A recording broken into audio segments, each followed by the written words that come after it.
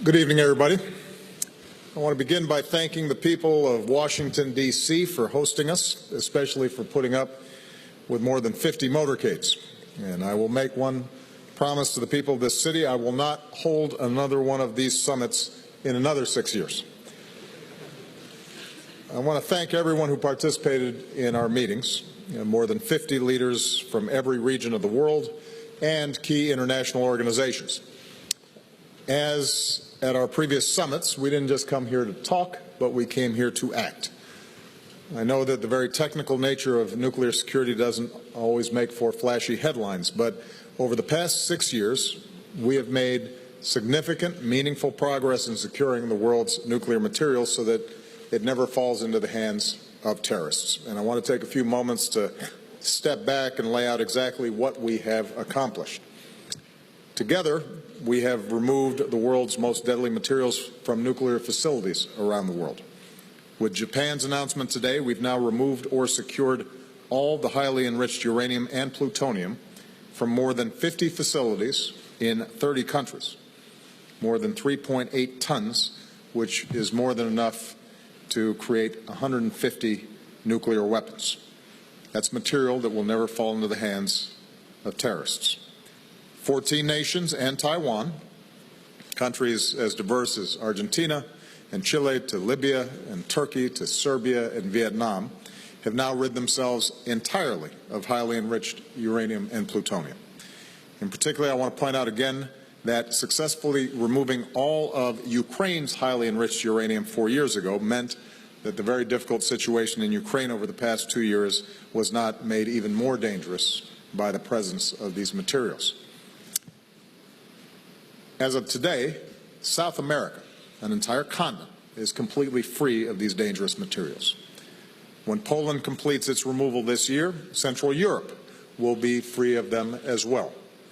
When Indonesia completes its work this year, so will all of Southeast Asia.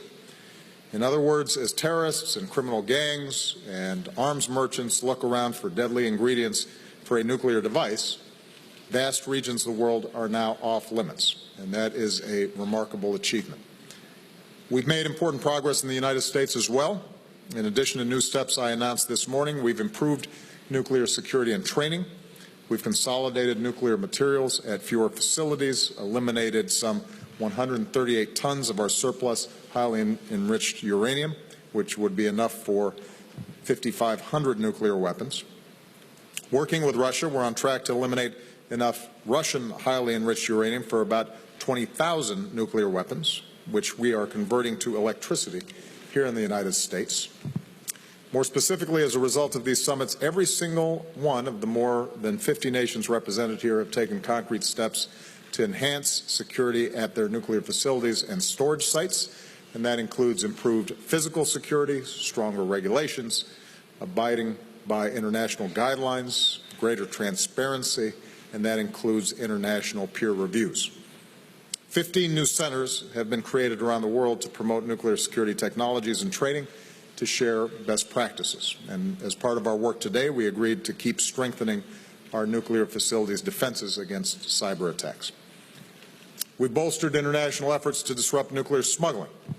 The Proliferation Security Initiative has grown to more than 100 nations, including regular exercises to improve our collective ability to interdict shipments. The United States and 36 partner countries have worked to install radiation detection equipment at more than 300 international border crossings, airports, and ports, and we are developing new mobile detection systems as well. And finally, as I noted this morning, we've strengthened the treaties and international partnerships that are a foundation for so many of our efforts. So again, we have made significant progress, and everyone involved in this work, especially our teams who have worked tirelessly for years, can take enormous pride in our achievements. Nevertheless, as I said earlier, our work is by no means finished. There's still a great deal of nuclear and radioactive material around the world that needs to be secured. Global stocks of plutonium are growing. Nuclear arsenals are expanding in some countries with more small tactical nuclear weapons, which could be at greater risk of theft. And as a consequence, one of the central goals of this summit was how do we build on the work that has been done so that we have an international architecture that can continue the efforts, even though this is the last formal Leaders Summit. So even as this is the last of those leader-level summits, today we agreed to maintain a strong architecture, including through the United Nations, the International Atomic Energy Agency, and Interpol, to carry on this work and to provide the resources and technical support that is needed to continue this mission. And we are creating a new nuclear security contact group, senior-level experts from more than 30 of our countries who will meet regularly to preserve the networks of cooperation we've built, to institutionalize this work, and to keep driving progress for years to come. At our session on ISIL this afternoon, there was widespread agreement that defeating terrorist groups like ISIL requires more information sharing. Everybody understands the urgency in the wake of what's happened in Brussels and Turkey, Pakistan, and so many other countries around the world. As a consequence, our Director of National Intelligence, Jim Clapper, is continuing to engage with intelligence leaders from a number of our European partners on deepening our cooperation. And today I invited all the nations represented at this summit to join a broader discussion among our intelligence and security services on how we can improve information sharing within and among our nations to prevent all manner of terrorist attacks, especially those that might involve weapons of mass destruction. In closing, I just want to say that preventing nuclear terrorism is one part of the broader agenda that I outlined 7 years ago in Prague, stopping the spread of nuclear weapons and seeking a world without them. In recent days, there's been no shortage of analysis on whether we've achieved our vision, and I'm the first to acknowledge the great deal of work that remains, from negotiating further reductions with Russia to dealing with North Korea's nuclear program. As I indicated in Prague, realizing our vision will not happen quickly, and it perhaps will not happen in my lifetime. But we've begun. The United States and Russian nuclear arsenals are on track to be the lowest that they have been in 6 decades. I've reduced the number and role of nuclear weapons in our nuclear security strategy. In a historic deal, we've prevented the spread of nuclear weapons to Iran. An international fuel bank is being built to promote civil nuclear cooperation. So I'm extremely proud of our record across the board, and we're going to keep pushing forward wherever we can, as I hope future administrations do, to bring us closer to the day when these nuclear dangers no longer hang over the heads of our children and our grandchildren. With that, let me take a few questions, and I'm going to start with Roberta Rampton of Reuters. Thank you. I want to ask about Iran. And 3 weeks ago, Iran's supreme leader complained that his country has not been getting actual business deals since the nuclear agreement. And non-U.S. companies are saying that it's very hard or sometimes impossible to do much business with Iran without, at some point, accessing the U.S. financial system to do U.S. dollar-denominated transactions. So my question is, are you considering allowing such transactions? And if so, is that not a betrayal of your assurances that most U.S. sanctions would stay in place? That's not actually the approach that we're taking. Let me say broadly that so long as Iran is carrying out its end of the bargain, we think it's important for the world community to carry out our end of the bargain. They have, in fact, based on the presentations that were made by the IAEA this morning to the P5+1, have in fact followed the implementation steps that were laid out. And as a consequence, sanctions related to their nuclear program have been brought down. Part of the challenge that they face is that companies haven't been doing business there for a long time, and they need to get comfortable with the prospects of this deal holding. One of the things that Secretary Liu and his counterparts within the P5+1 and elsewhere are going to be doing is providing clarity to businesses about what transactions are in fact allowed. And it's going to take time over the next several months for companies and their legal departments to feel confident that in fact there may not be risks of liability if they do business with Iran. And so some of the concerns that Iran has expressed, we are going to work with them to address. It is not necessary that we take the approach of them going through dollar-denominated transactions. It is possible for them to work through European financial institutions as well. But there is going to need to be continued clarification provided to businesses in order for deal flows to begin. Now, what I would say is also important is Iran's own behavior in generating confidence that Iran's a safe place to do business. In a deal like this, my first priority, my first concern was making sure that we got their nuclear program stopped and material that they already had that would give them a very short breakout capacity, that was shipped out. That has happened. And I always said that I could not promise that Iran would take advantage of this opportunity in this window to re-enter the international community. Iran so far has followed the letter of the agreement, but the spirit of the agreement involves Iran also sending signals to the world community and businesses that it is not going to be engaging in a range of provocative actions that might scare business off. When they launch ballistic missiles with slogans calling for the destruction of Israel, that makes businesses nervous. There is some geopolitical risk that is heightened when they see that taking place. If Iran continues to ship missiles to Hezbollah, that gets businesses nervous. And so part of what I hope happens is we have a responsibility to provide clarity about the rules that govern so that Iran can in fact benefit, the Iranian people can benefit from an improved economic situation. But Iran has to understand what every country in the world understands, which is businesses want to go where they feel safe, where they don't see massive controversy, where they can be confident that transactions are going to operate normally, and that's an adjustment that Iran's going to have to make as well. And frankly, within Iran, I suspect there are different views, in the same way that there are hardliners here in the United States who, even after we certify that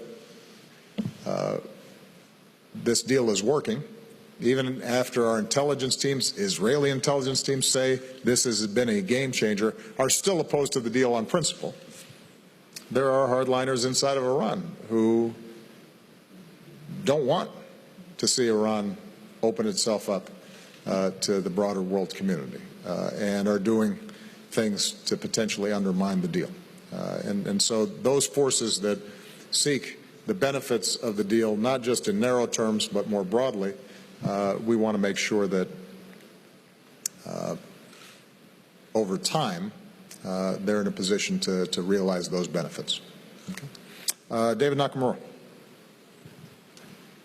Thank you, Mr. President. As you mentioned at the beginning of your remarks, you just finished a working session with 50 world leaders about combating terrorism and groups like the Islamic State. And I wanted to ask you specifically about one of the strategies, prime strategies your administration is using in that effort. In the past several weeks, your administration has killed well over 200 people in airstrikes in Somalia, Libya, and Yemen, according to the Department of Defense. How can you be certain that all of the people killed pose an imminent threat to the United States? And why is the United States now killing scores of people at a time rather than eliminating individuals in very targeted strikes? Thank you. You know, we have constructed a fairly rigid and vigorous set of criteria for us evaluating the intelligence that we receive about ISIL, where it might be operating, where al-Qaeda is operating. These guidelines involve a whole range of agencies consulting extensively and are then checked, double-checked, triple-checked before kinetic actions are taken. And for the most part, our actions are directed at high-value targets in the countries that you just described, outside of the theater of Iraq and Syria. In some cases, what we're seeing are camps that, after long periods of monitoring, becomes clear are involved in and directing plots that could do the United States harm, or are supporting ISIL activities or al-Qaeda activities elsewhere in the world. So if after a long period of observation we are seeing that, in fact, explosive materials are being loaded onto trucks and individuals are engaging in training in small arms, and there are some of those individuals who are identified as couriers for ISIL or al-Qaeda, then based on those evaluations, a strike will be taken.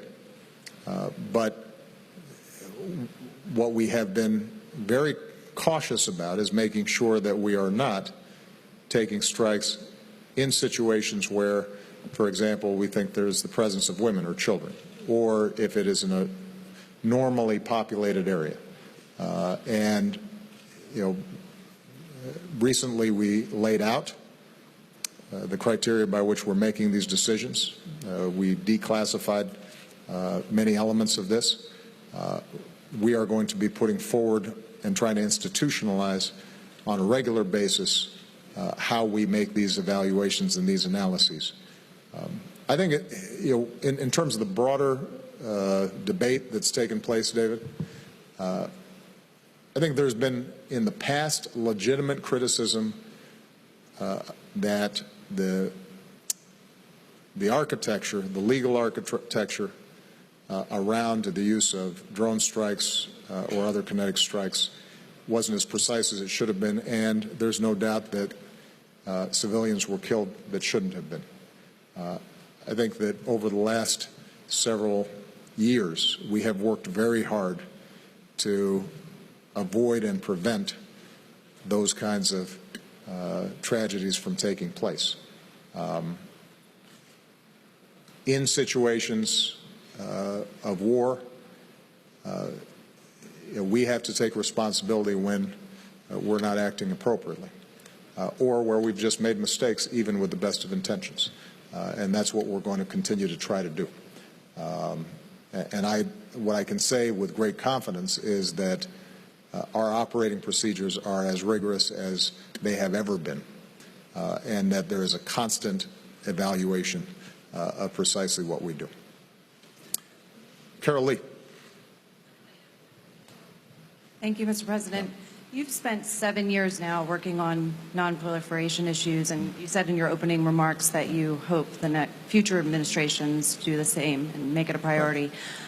This week, one of the Republican frontrunner to replace you said that perhaps South Korea and Japan should have nuclear weapons and wouldn't rule out using nuclear weapons in Europe.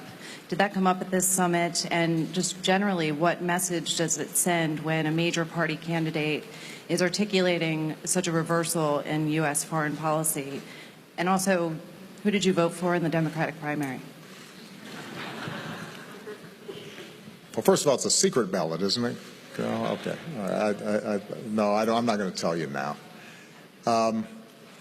What the statements you mentioned tell us?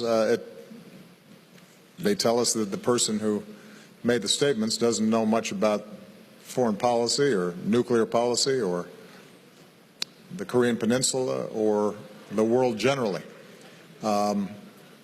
It came up on the sidelines. I've said before that people pay attention to American elections. What we do is really important to the rest of the world. Even in those countries that are used to a carnival atmosphere in their own politics, want sobriety and clarity when it comes to U.S. elections, because they understand the President of the United States needs to know what's going on around the world and has to put in place the kinds of policies that lead not only to our security and prosperity, but will have an impact on everybody else's security and prosperity.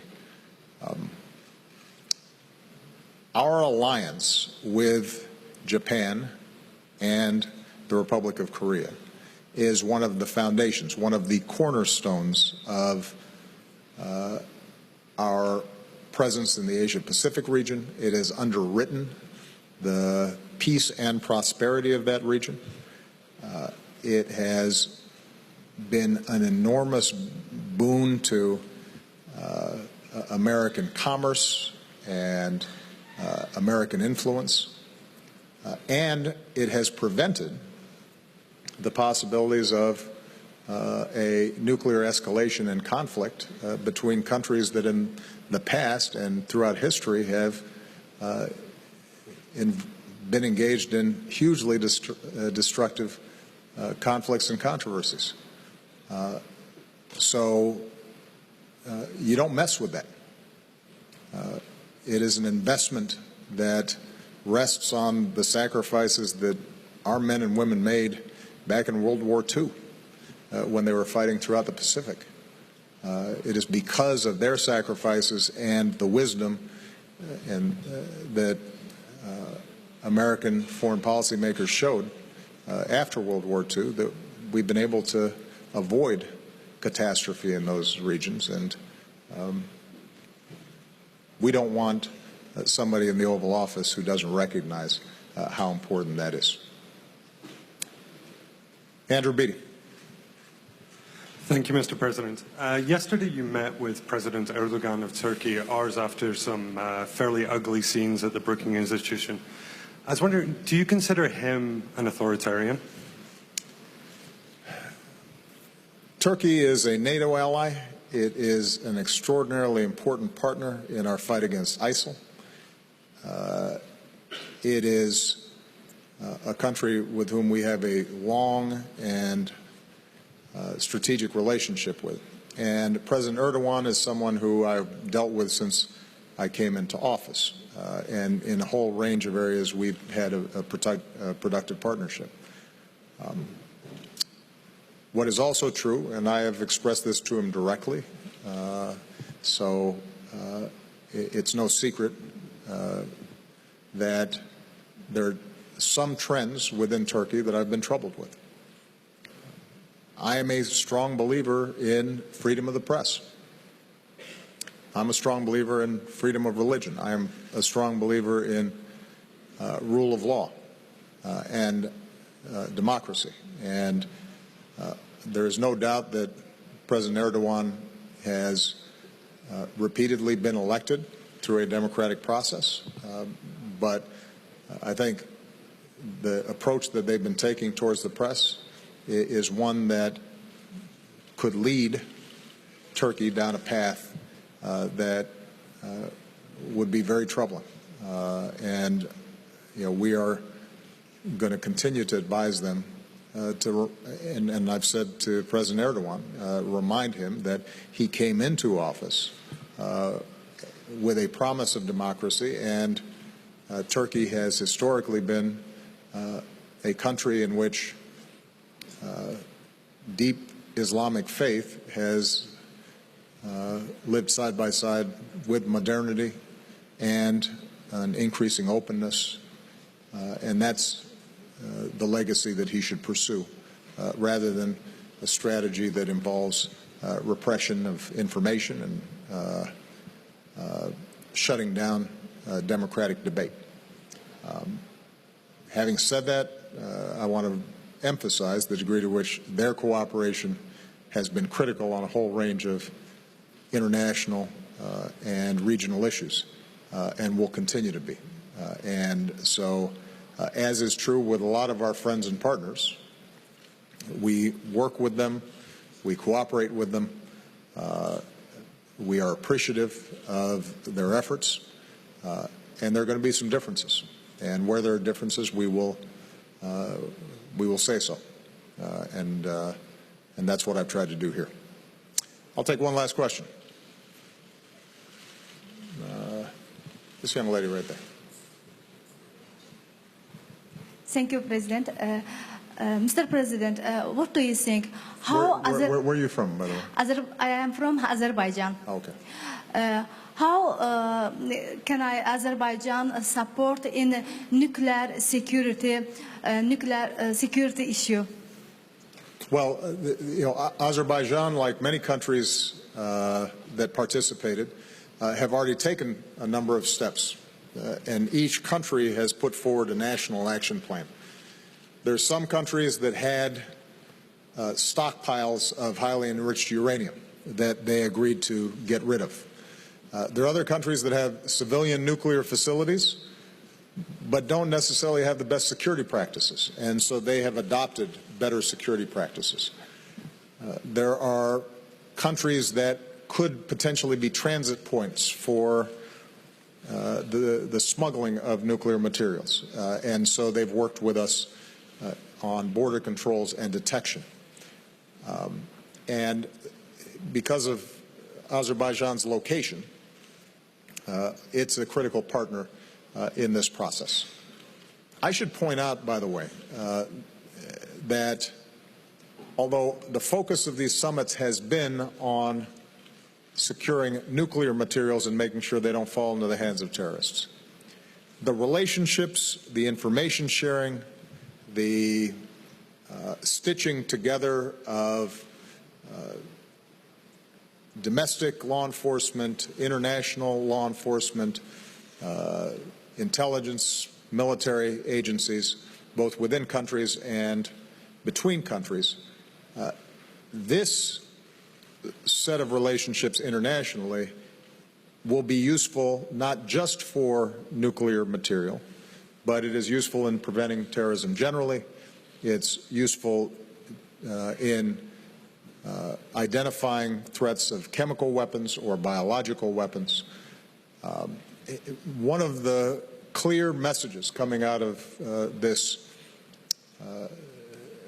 summit and our experiences over the last 7 years is an increasing awareness that some of the most important threats that we face are transnational threats.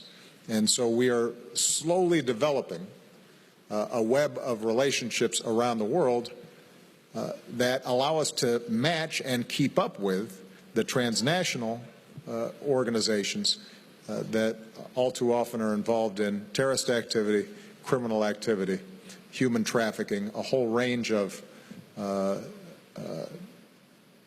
issues that can ultimately do our citizens harm. And seeing the strengthening of these institutions, I think, will be one of the most important legacies of this entire process. Mark Landler, since you had your hand up, I'll call on you one last question. Thank you, Mr. President.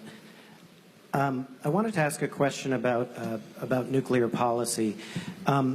Through these past 7 years, when you've pushed to rid the world of nuclear materials and fissile material, the U.S. nuclear industry has actually worked to improve miniaturization of warheads.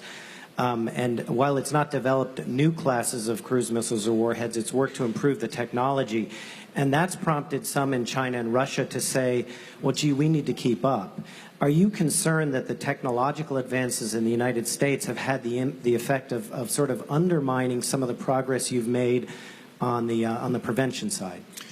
I think it's a legitimate question, and I am concerned. Here's the balance that we've had to strike. We have a nuclear stockpile that we have to make sure is safe and make sure is reliable. And after the START treaty, the START II treaty that we entered into with Russia, we have brought down significantly the number of weapons that are active. But we also have to make sure that they're up to date, that their command and control systems that might have been developed a while ago are up to snuff given all the technology that has changed since that time. and we have to make sure that our deterrence continues to work.